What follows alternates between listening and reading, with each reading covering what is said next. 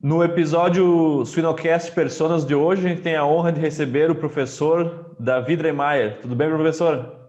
Tudo bem, tudo bem. Obrigado pelo convite. A gente te agradece pelo seu tempo, professor, e particularmente te agradeço também por todas as aulas de patologia que tu me deu durante a minha graduação.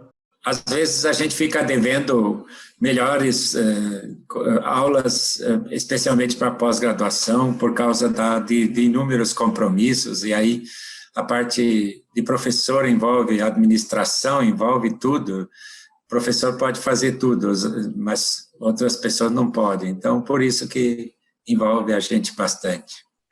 Não, a gente já em nome de todas as pessoas que já passaram pelas salas de aula que tu conduziu a aula, professor, nosso muito obrigado mesmo, porque a gente sabe, por isso mesmo que a gente decidiu te convidar para bater esse papo aqui conosco, pelo teu impacto na suinocultura, mas na patologia geral como um todo. E a gente geralmente conversa, né, sobre a sua carreira, perspectivas, coisas fora da sala de aula, fora da suinocultura. Eu queria que tu me dissesse primeiro, professor, como é que tem sido a vida de um professor de patologia durante uma pandemia?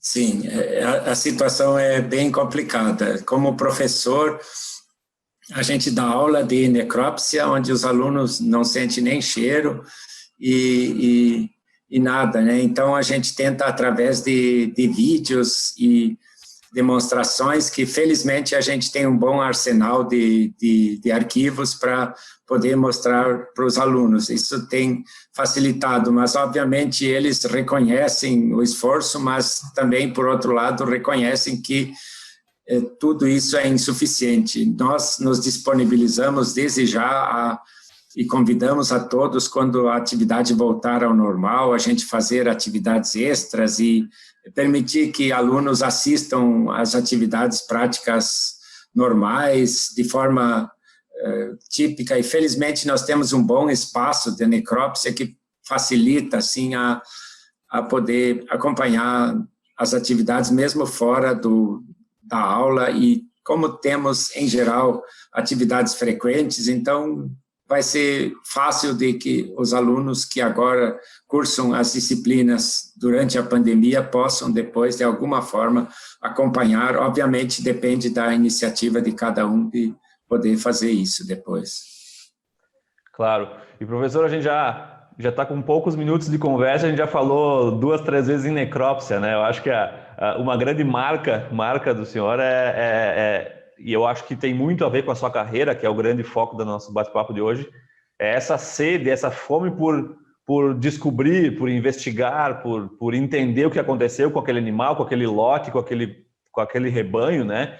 E eu queria que tu me contasse como é que foi o início da tua carreira, professor, né? Tanto na veterinária como na área de patologia, e como que tu ficou, de certa forma, reconhecido principalmente nessa área de patologia de suínos. Sim, eu me formei na Universidade UDESC de Lages, e durante a graduação, inicialmente, como a maioria dos alunos, e acredito que a gente não deva exigir de nenhum aluno que ele saiba exatamente o que ele quer, porque isso se define muito depois, e muitas pessoas se formam também e às vezes tendem a depois mudar de área. Isso tudo não interfere. O que precisa é realmente se aperfeiçoar e procurar oportunidades.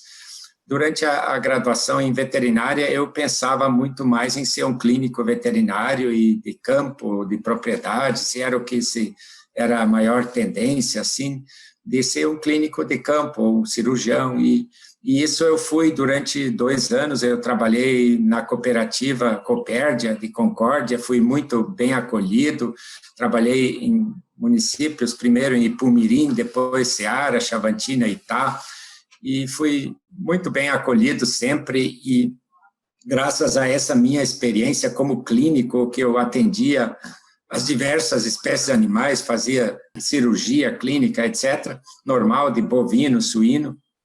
Aprendi muito também com o veterinário Ademar Mori, que até hoje segue na Copérdia, e de lá eu vi que o meu futuro talvez fosse para a área de patologia. Durante a graduação, eu eu tentei várias vezes estágio na patologia, não consegui, mas não culpo os professores por isso, pelo contrário, depois eles me ajudaram muito na carreira posteriormente. E quando eu trabalhei com clínica, eu não entendia muito de necrópsia, mas eu sempre me interessei assim em saber o que a gente podia descobrir. Eu desde já sabia, durante a minha graduação, que eu talvez não me contentaria só com o serviço normal, que eu gostaria de algum aperfeiçoamento. Isso eu fui buscando depois, e quando eu via que o background que a gente tinha fazendo uma necrópsia, um exame pós-mortem, era muito grande, especialmente eu atendia, às vezes, uma vaca que tinha corpo estranho, tinha um prego no coração, um ferro, e o proprietário ficava assim, eu dizia para ele que era isso aí, ele não acreditava, eu disse, olha, essa vaca vai morrer, o senhor me chama, que eu venho aqui, faço a necrópsia e lhe mostro o que aconteceu. E aí acontecia, daí eles ficavam admirados que realmente era isso aí, mostrava. Não precisava nem levar um prego no bolso para mostrar, mas já tinha sempre lá um corpo estranho para mostrar que era esse o problema. Isso me empolgou bastante, mas eu tinha um pouco fundamento de patologia, fui aprendendo e fui vendo o que ajudava e via que esses exames pós-mortem eram o que mais davam retorno. O professor Aldo Gava recebia as amostras e me dava retorno, e aí comecei a me dedicar, e durante umas férias do trabalho eu fui fazer estágio em Lages e fui tentar o curso de mestrado em Santa Maria. Mas eu confesso que eu não sabia nem olhar um fígado, um rim numa lâmina, eu não tinha noção nenhuma. E, felizmente, lá em Santa Maria me aceitaram para fazer o mestrado, talvez mais porque um outro candidato desistiu, mas foi a minha sorte. E aí fui me desenvolvendo, e como eu tinha uma boa base de clínica, isso sempre me ajudou, assim. Acredito que todas as experiências profissionais, nas diferentes áreas que a gente faça, sempre vão ajudar, e isso até hoje me auxilia muito, assim, no diagnóstico das enfermidades. Eu realmente gosto muito é um desafio muito grande chegar à conclusão de doenças. Daí eu fiz o curso de mestrado no ano de 89, 90, sob a orientação do professor Cláudio Barros. Era bem intenso o nosso trabalho, eu aprendi bastante de olhar lâmina, de aprender patologia, e de lá fui encaminhado, através do professor Paulo Peixoto, que na época estava lá, para a Universidade de Gießen, Justus Liebig Universität Gießen, onde eu fui fazer o doutorado. Durante o mestrado, tínhamos uma inflação horrível na época do plano Sarney, etc., e eu cheguei a acumular um pouquinho de dinheiro para ir para a Alemanha. Daí depois veio o plano Collor e tomou todo o dinheiro, daí eu tive que pegar dinheiro emprestado na Alemanha, de colega, especialmente Celso Pilati, um colega que na época estava fazendo doutorado em Berlim, me ajudou bastante. Daí eu fiz o doutorado de 91 a 93, em Gießen, também muita intensa atividade de patologia, assim, eu dediquei um tempo à minha tese, mas eu considero que o tempo de tese não foi o mais importante, e sim o treinamento que eu tive durante o período, onde eu conseguia ajudar aluno de graduação. Eles gostavam muito, eu tirava horas extras para ajudar eles nas técnicas de necrópsia, olhar lâmina, e também no diagnóstico geral eu ficava muito, e tinha uma rotina muito intensa. Na época era 3 vezes maior do que a nossa é hoje na patologia da URGS. Então, era assim, a oportunidade ímpar de aprender alguma coisa, e foi muito útil para mim, embora tivesse assim muita ênfase em pequenos animais, em tumores e tudo, mas eu aprendi muito nesse período. E aí retornei ao Brasil, não tinha um emprego fixo, eu consegui ir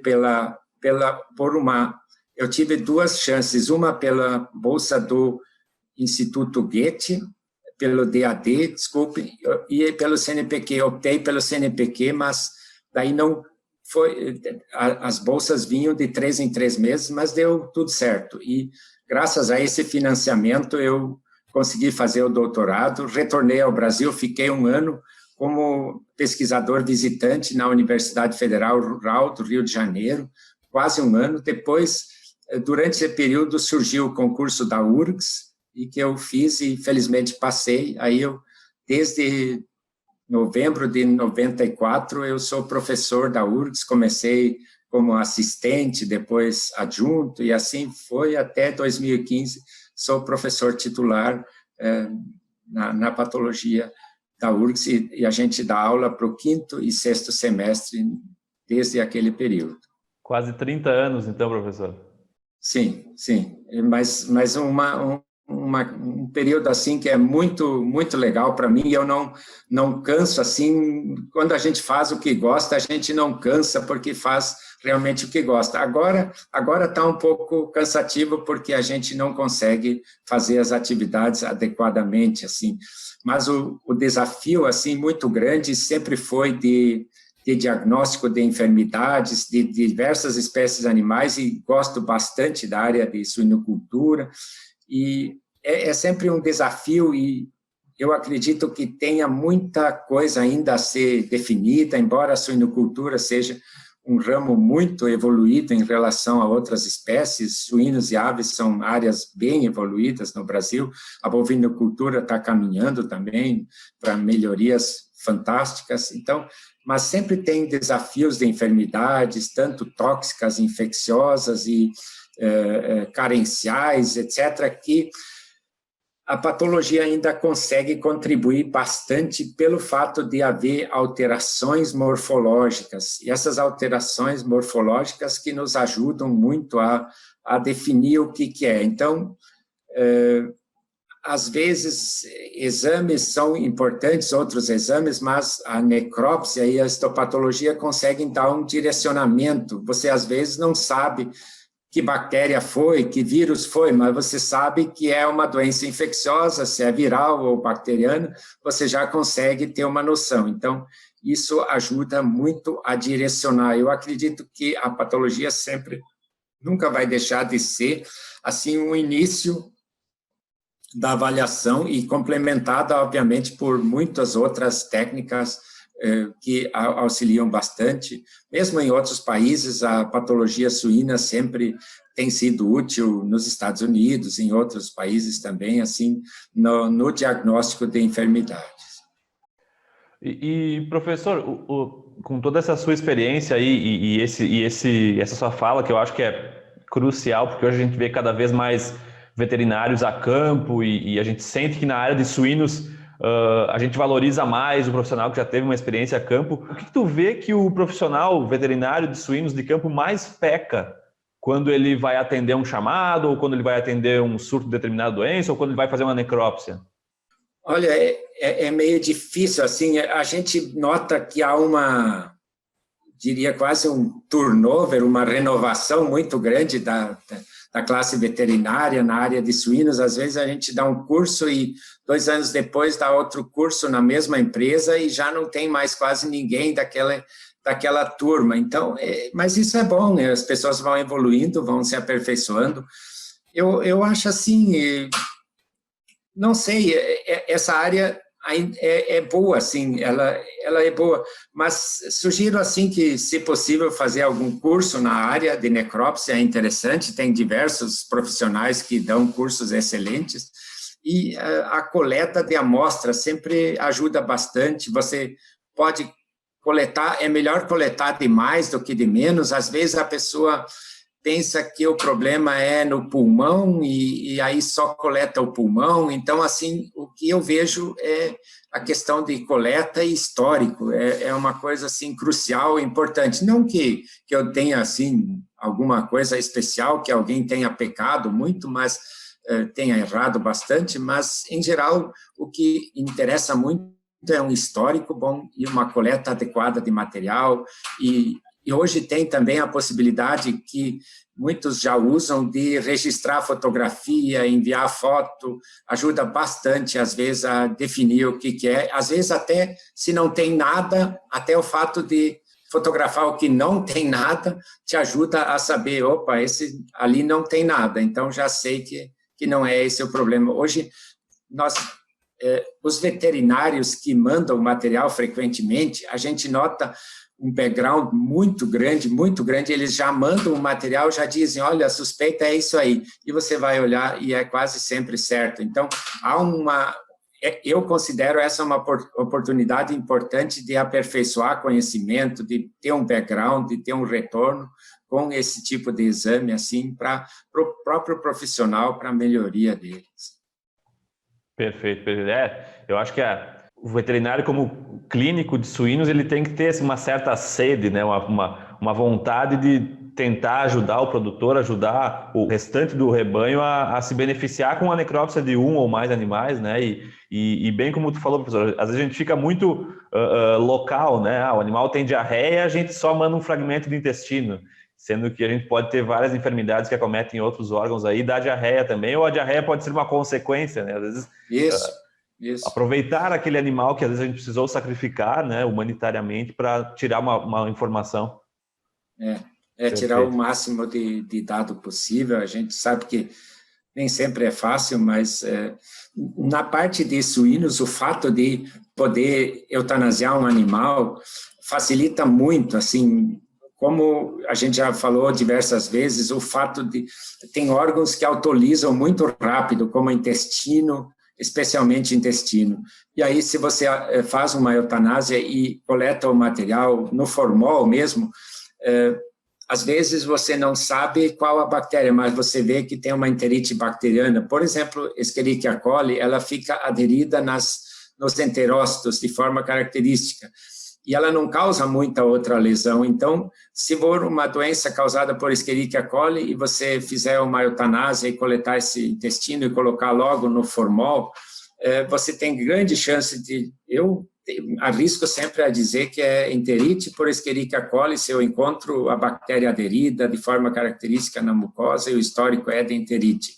Mas se você pega um animal morto há mais tempo, há uma autólise muito grande, o intestino tem muita bactéria própria do intestino, tem muita enzima liberada pelo pâncreas, pelo próprio intestino, que autodigere o intestino e complica daí qualquer diagnóstico quando você faz uma necrópsia de um animal já morto há mais tempo. Por outro lado, cérebro, pulmão, eles são um pouco menos prejudicados por autólise como o intestino. O intestino é o mais crucial, assim, de sofrer autólise muito rapidamente.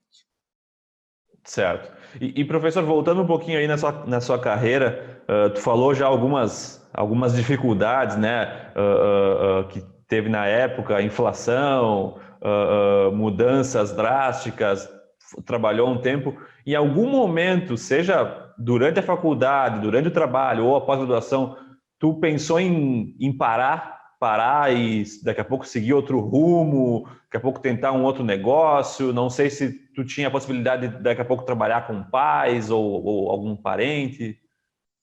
Não, eu acho que essa possibilidade nunca pensei assim de mudar total, assim. Eu sempre gostei da área. Eu me formei no colégio agrícola e não sabia só se eu faria agronomia ou veterinária. O primeiro vestibular até tentei para agronomia, não passei. Eu nunca tinha feito nenhum cursinho, então sabia muito bem espaçamento de alface, mas não sabia como quase nada de química, de física, etc. O nosso curso secundário era muito mais profissionalizante. Felizmente, depois aí, e eu considero todas essas que às vezes parecem percalços, que são, na verdade, são oportunidades e são as coisas, parece para mim, sempre foi assim, que às vezes parecia que tinha uma derrota e, por outro lado, era uma vitória. Então, nesse fato de eu não fazer agronomia, depois eu parei para pensar um pouco, pensei, não, eu acho que meu ramo é veterinária, é muito mais veterinária. Aí fui tentar vestibular em Lages, estudei com apostilas de outras pessoas e fiquei estudando e, felizmente, passei na UDESC de Lages. Provavelmente nunca teria passado numa federal, porque não tinha dinheiro para fazer cursinho e minha origem era muito pobre no início. Durante a faculdade mesmo, pegava carona. Esses dias esses dias explodiu um caminhão, um tanque com combustível aqui na Ponte de Estrela, e me fez lembrar que uma vez eu peguei carona e o caminhão tombou e nós ficamos uns 20 minutos lá dentro do caminhão sem conseguir sair e ninguém queria nos acudir porque todo mundo tinha medo que explodisse o caminhão. Felizmente nós conseguimos sair ilesos, mas eu acredito que quando é chegada a hora ou não é chegada a hora, a pessoa se salva. Exatamente, não era a sua hora, professor, não era a sua hora. Então, assim, eu tinha dificuldade, pegava, para ir para casa, não tinha dinheiro, eu pegava carona. Meus pais, durante a minha faculdade e da minha irmã, venderam um pedaço de terra para poder nos deixar estudar, e sempre foi, desde pequeno, foi o nosso objetivo. Eu venho bem do interior, não tinha nem luz elétrica até os 15 anos de idade, então... mas a gente sempre tinha a vontade de estudar e foi em diante. Durante o trabalho como clínico veterinário, uma coisa que me chamou a atenção, uma vez que eu tive que fazer 3 ruminotomias numa tarde, e ali eu pensei seriamente, não, isso não vai dar para fazer a vida toda, eu vou ter que voltar a estudar. Lá em Itá, tinham fugido 3 vacas de uma propriedade, entraram no paiol e se entupiram de milho debulhado. Daí eu tive que fazer 3 ruminotomias numa tarde. Sorte que eu era novo ainda, eu suportei tudo aquilo com uma facilidade. Foi até de noite tarde, salvei as 3 vacas, mas eu pensei, indo para casa, não, a vida toda fazer isso não vai dar certo. Então, aí eu resolvi voltar a estudar de novo. Tá, eu concordo, professor. E certamente tu deve ter várias outras histórias aí que talvez fizeram repensar, mas hoje até a gente relembra de uma maneira engraçada, sim, né, professor? Sim. E, professor, se tu tivesse que lembrar, assim, não precisa ser o principal momento, mas talvez um dos principais momentos que mais te deixaram realizados na tua vida como patologista. Eu acho que, assim, o maior foi, assim, o direcionamento mesmo durante o mestrado. Foi um período muito bom, assim, o doutorado também foi ótimo, mas o mestrado realmente definiu a carreira de patologia, assim, foi o que definiu, assim, mais, e eu tive muito auxílio, professor Cláudio Barros, e assim, foi ali que eu aprendi, assim, foi um período fantástico, e também todo o período na URGS, não tenho queixa nenhuma, eu tenho sempre apoio de colegas, e empolgante, assim, sempre descobrir coisas novas. Foram períodos, assim, que foram ótimos, durante a formação mesmo, e o trabalho, não tenho nenhuma... Assim, o que a gente tem sempre as dificuldades, o que aborrece um pouco são as dificuldades burocráticas que a gente enfrenta, as dificuldades, a gente arrecada dinheiro com trabalho e depois para gastar você precisa pedir autorização e uma série de complicações. Isso dificulta um pouco a vida nossa e a gente não tem essa formação na área, então isso torna às vezes um pouco difícil a situação, mas não acredito que o professor seja um delinquente, que ele tenha que fazer coisa errada para... A gente, com tantos anos, provavelmente já mostrou qual o objetivo da gente. Não é enriquecer, não é fazer fraude, ganhar dinheiro, e sim possibilitar a formação para outras pessoas. Uma das coisas que muito me orgulha também é a formação de recursos humanos. Hoje a gente tem ex-alunos nossos, tanto de graduação normal, que muito nos orgulham, todos eles, quanto de pós-graduação, nós temos pelo Brasil inteiro, isso muito a gente se orgulha disso. Isso, para mim, assim, especialmente na patologia, me orgulha muito mais do que as próprias publicações. As publicações são mais consequências do trabalho, mas sim a formação de recursos humanos. Essa é uma coisa que, felizmente, fica, mesmo quando a gente vai, isso fica, e alguma coisa sempre é lembrada depois, isso é bastante útil. Isso na carreira de um professor é bastante gratificante, isso, assim, supera as dificuldades que a gente tem. Muito a gente se baseia por outros colegas, a gente aprende. Quando eu comecei a carreira docente, não me considero assim um professor daqueles que tem uma didática excelente. Davi Barcelos tem muito melhor didática do que eu, e sabe ensinar muito melhor, mas eu li alguns livros e via que nessa parte de pedagogia, o que interessa muito é o cara falar o que realmente ele sabe e o que ele fez. E isso a gente precisa sempre buscar uma autoridade no assunto, porque a gente fez aquilo, não porque leu num livro, viu o que outro fez, mas sim que a gente fez aquilo. Isso a gente sente que os alunos conseguem ver quando você tem experiência, você realmente fez aquilo, não tem problema nenhum. Seria a mesma coisa que alguém dá aula de como construir um prédio sem nunca ter construído nada. Então, melhor sempre realmente ter essa experiência. Por isso, a própria carreira docente é recomendável mesmo que alguém tenha experiência além disso, além de ser docente, ele já tenha tido alguma experiência extra importante, sempre vai auxiliar mesmo. A gente nota isso sempre. E claro, né, professor, uma coisa que eu acho bem interessante também, no seu trabalho, na época pós-formado, né, como clínico de campo, foi interessante, eu acredito que foi interessante para a tua carreira, tu já ter tido uma vivência prática, uma vivência de propriedades, de granjas, para depois seguir na carreira da docência, né, professor?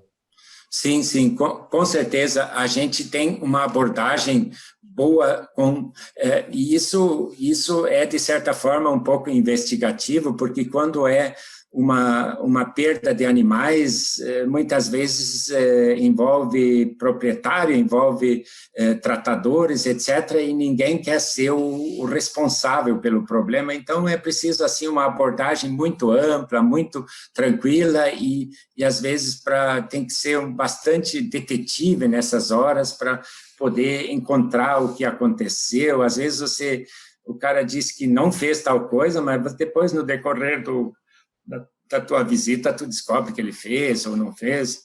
Então, é bem, assim, existe uma necessidade, assim, de uma abordagem ampla, e meu pai também foi agricultor, criava animais, e então eu tenho uma grande empatia com isso e eu consigo sentir exatamente o que um proprietário sente quando perde animais e a gente se coloca também no lugar deles e isso também é muito importante, entender a situação dos próprios proprietários, que nem sempre é fácil, a gente tem inúmeras dificuldades e a gente precisa também ver o lado pessoal de cada um, isso ajuda muito.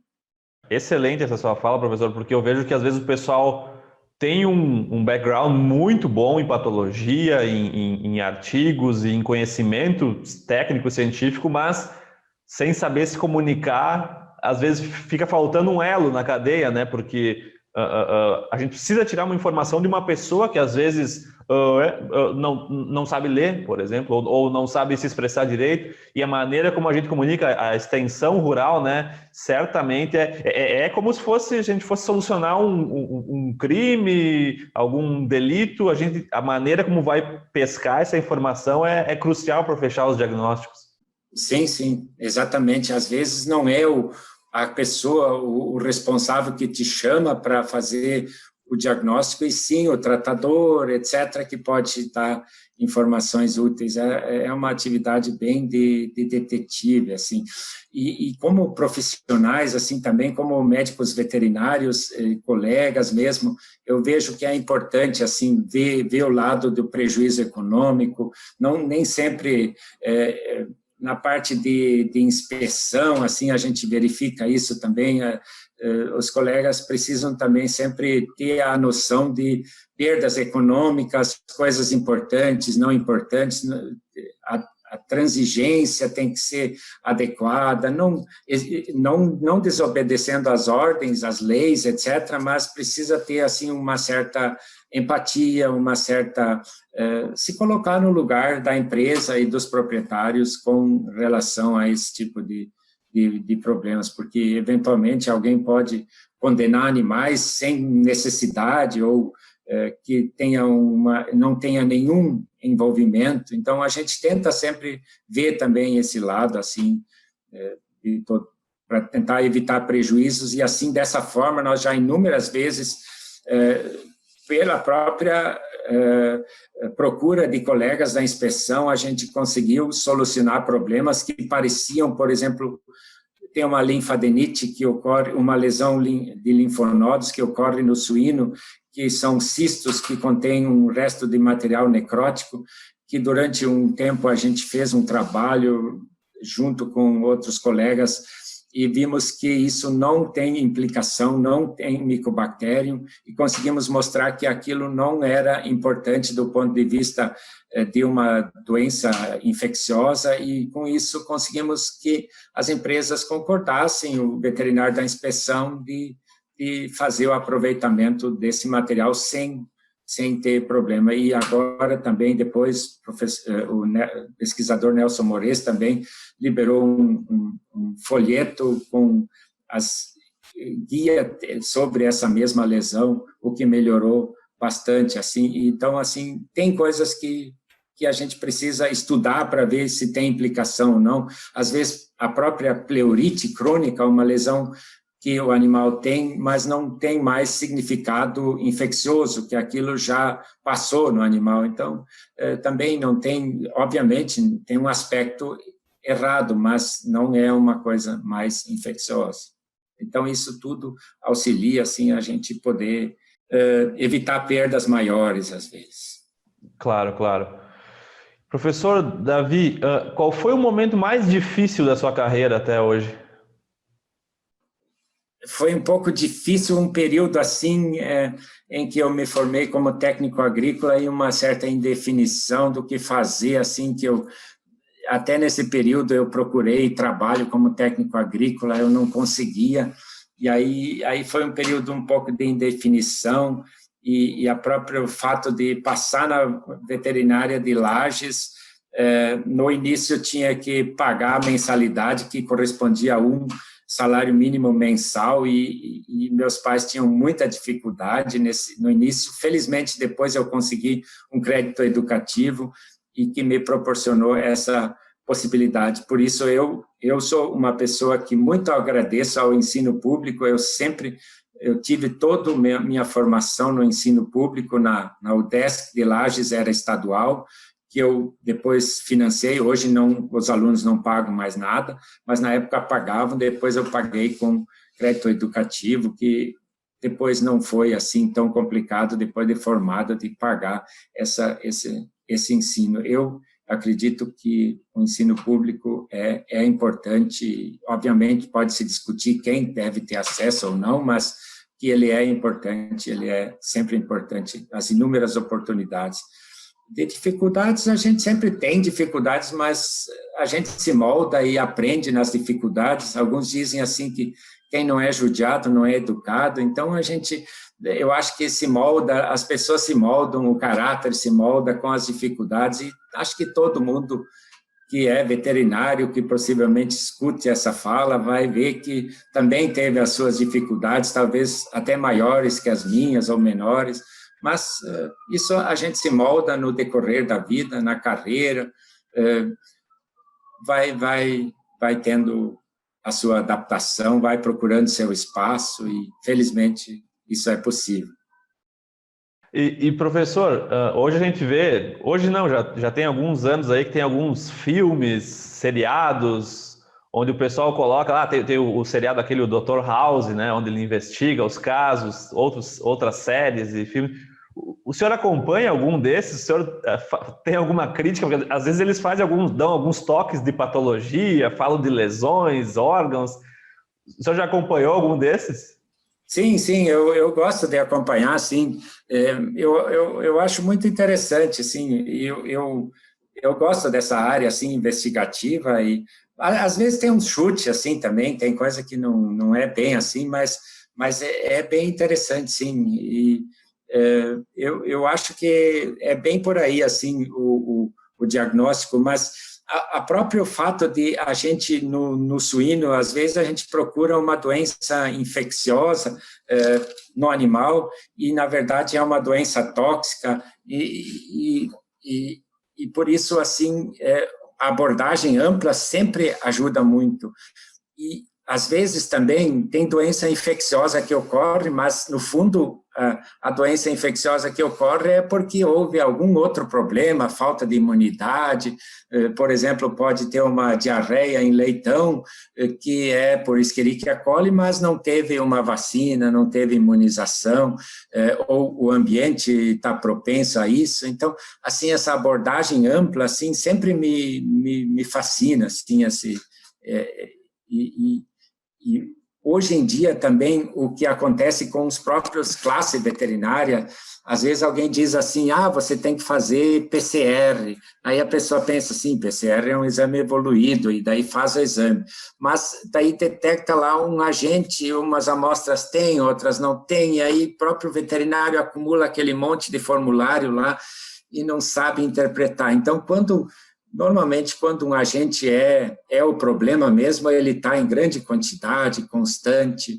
e senão, às vezes, são outras coisas que vêm junto, que estão associadas. Então, a abordagem realmente é difícil. Mesmo esse monte de exames disponíveis, às vezes, não esclarecem total. Por isso, ainda acho assim que como a maioria das lesões de patologias são características, então, se partindo da patologia, daí já define um pouco. Você define pela alteração morfológica, e aí sim você vai atrás do agente, vai caracterizar o agente, daí sim facilita.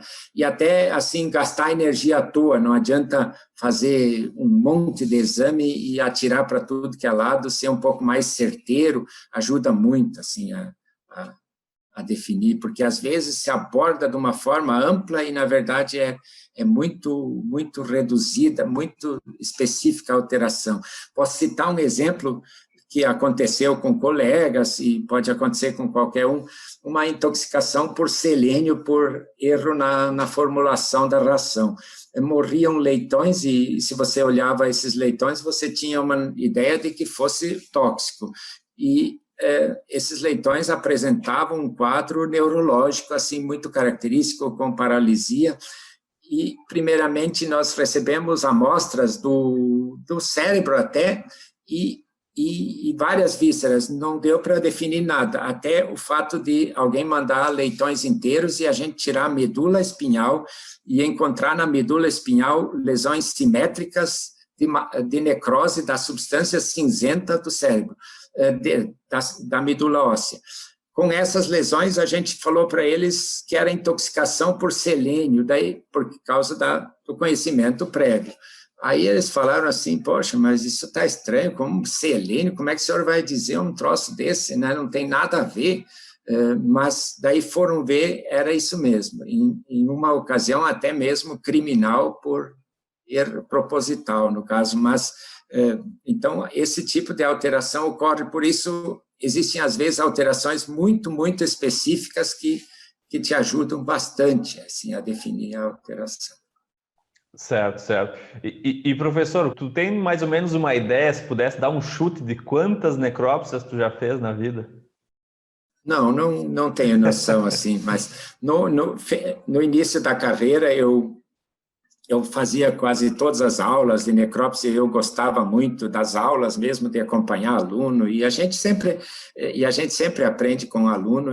Infelizmente, depois isso já não ficou mais tão evidente, e não consigo mais acompanhar tão bem os alunos da graduação. No início, eu conhecia todos, conhecia cada um, e agora já ficou mais difícil, assim. Daí, naquele período eu diria até de 94 até 2003, 2004, eu não faltava em uma aula de necrópsia, em geral, muito difícil de eu faltar, eu estava quase todas, assim, mesmo sendo outros professores, a gente acompanhava, e nesse período eu aprendi muito, assim, continuo aprendendo, e a gente sempre aprende coisa nova, e o fato de ver o que é normal e o alterado, de tanto ver, assim, a gente aprende muito, assim, muito.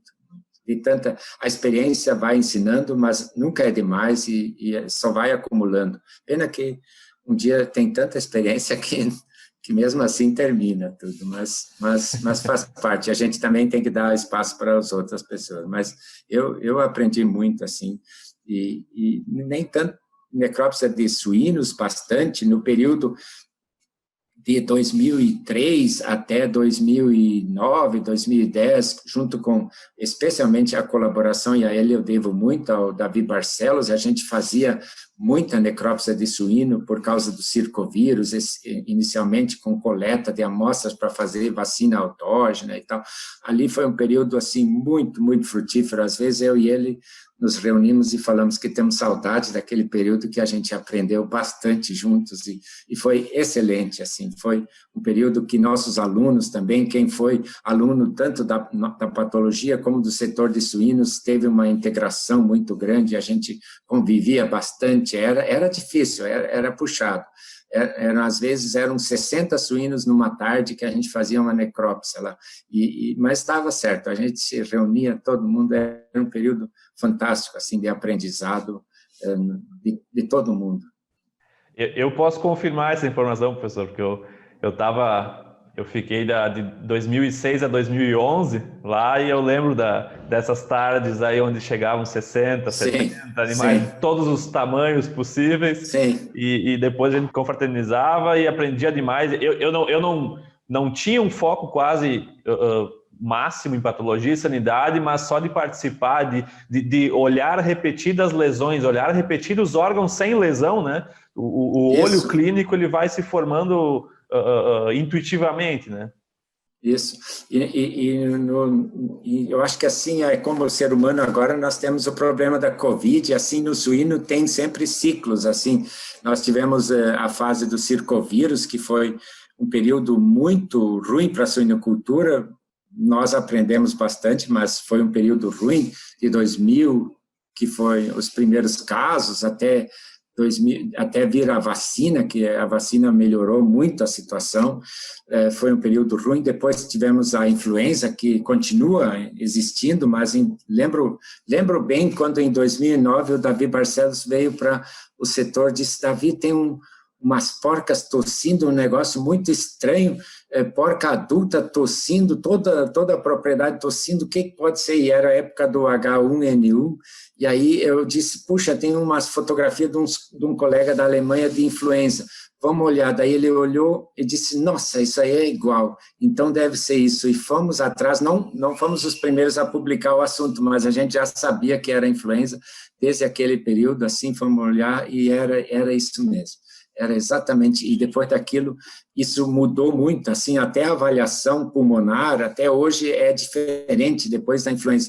Obviamente já foram detectadas coisas de influenza anteriormente, mas nunca foi igual e continua, esse veio para ficar, no caso, esse agente foi um que veio para ficar. Sem dúvida. Não sei, tomara que o Covid não veio para ficar, esse eu acho que ele veio, infelizmente. Pois é. E, professor, me conta um pouquinho de como que é a sua rotina fora do trabalho. Como que é o Davi Dremeier em casa, seus hobbies, o que gosta de fazer nas horas vagas? Eu não sou, assim, um grande leitor de livros ou filmes, mas agora eu assisto alguma coisa com meu filho em casa, eu moro com meu filho aqui e no meio isolado, nós dois aqui, mas tá bem, assim. E eu... Como hobby, eu gosto de apicultura. Eu comecei não tão cedo, mas eu sempre tinha meu pai com caixa de abelha e lidava com isso. E eu, no começo, não gostava muito. Uma vez eu fui com ele, tomei tanta ferroada que eu pensei, nunca vou lidar com isso. Estava sem roupa adequada. Mas depois, meu pai veio morar aqui perto, veio morar em Teutônia. E aí, eu e minha irmã pensamos, vamos ter que arrumar uma coisa para ele fazer. Daí, pensamos, vamos colocar umas caixas de abelha para ele, e aí acabei eu também me interessando, e hoje a gente faz por hobby, assim, lidar com apicultura, às vezes isso incomoda, assim, um pouco, mas no final de semana, daí tem sempre uma ocupação interessante, e eu também acho que a parte de abelhas, embora essas abelhas sejam as africanizadas, sejam oriundas, não sejam na verdade, exóticas do Brasil, mas elas têm uma importância grande de polinização e é uma coisa que se discute bastante se a gente não cuidar com agrotóxicos, etc., a gente pode extinguir abelhas, e se extinguirmos a polinizadores, aí também acaba todo a produção de alimentos por causa da polinização ser importante. Daí, na época, eu também vi que existia essa coisa de morte das abelhas, e realmente ocorre muita morte de abelha, mas provavelmente é uma coisa multifatorial, tem várias coisas envolvidas, parasitas, protozoários e doenças, e eu também estou começando a me interessar, assim, a estudar um pouco a histologia dessas abelhas, e já fiz alguma coisa, mas é bem diferente do que os animais, e daí é outra área, aí tem que estudar bastante para poder, embora seja uma lâmina muito pequena de um insetozinho, mas lá tem muita coisa para interpretar que é bem difícil. E não tem sinal clínico que a gente consiga ver, não consegue auscultar o coração, não consegue ver a respiração, então complica. Tu tirou as palavras da minha boca, professor. Eu ia lhe perguntar se tu já foi atrás da patologia das abelhas, e acredito que sim, né? Sim, tem uma colega da Alemanha que tem um atlas de patologia de abelha, e é bem interessante, e provavelmente nós no Brasil temos as mesmas doenças mundiais, todas iguais aos outros países, vírus, bactérias, fungos, mas muita coisa nunca foi descrita assim, para a área, mas é uma coisa empolgante assim, que a gente se interessa também. Professor, para finalizar, eu tenho duas perguntas bem curtas. Uma é: que característica que os seus alunos que tiveram mais sucesso têm em comum?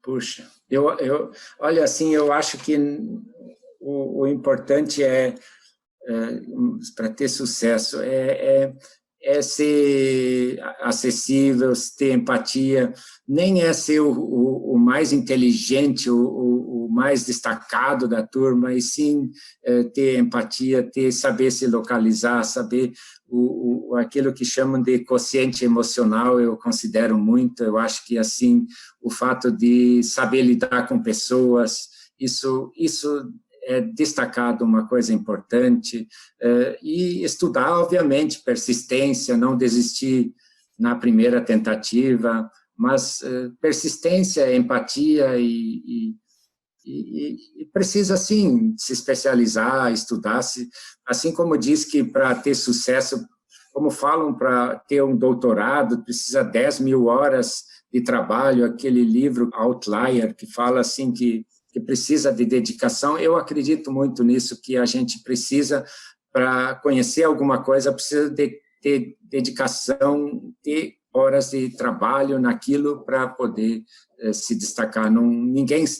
E eu acredito muito também que é muito mais transpiração do que inspiração. Não existe isso de que alguém, como às vezes mostra esses programas do House, assim, que parece só inspiração, mas na verdade houve por trás muita transpiração para que houvesse esse conhecimento. Então, conhecimento assim amplo é muito importante do que você vai fazer, assim, se aperfeiçoar, cursos, relacionamento com pessoas da área, isso destaca muito, isso ajuda bastante.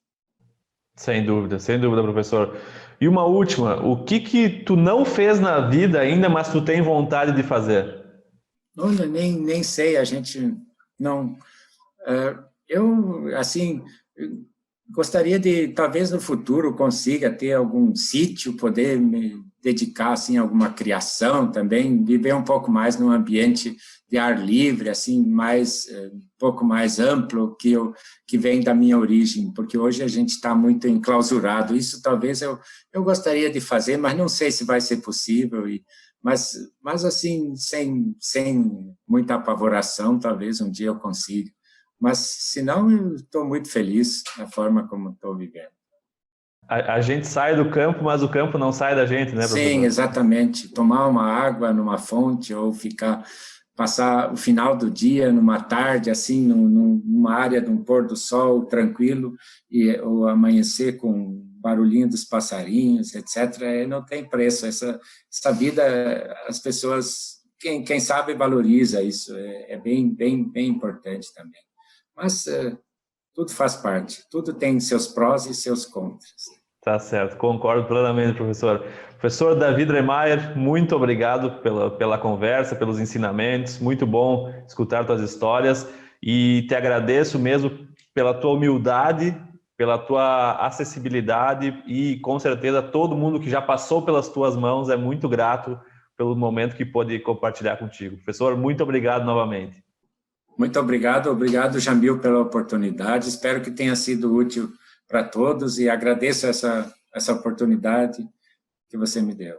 Obrigado. Tá bem, professor. Muito obrigado, viu? Um abraço, se cuide. Outro. Tá, Tchau. tchau. Vocês também.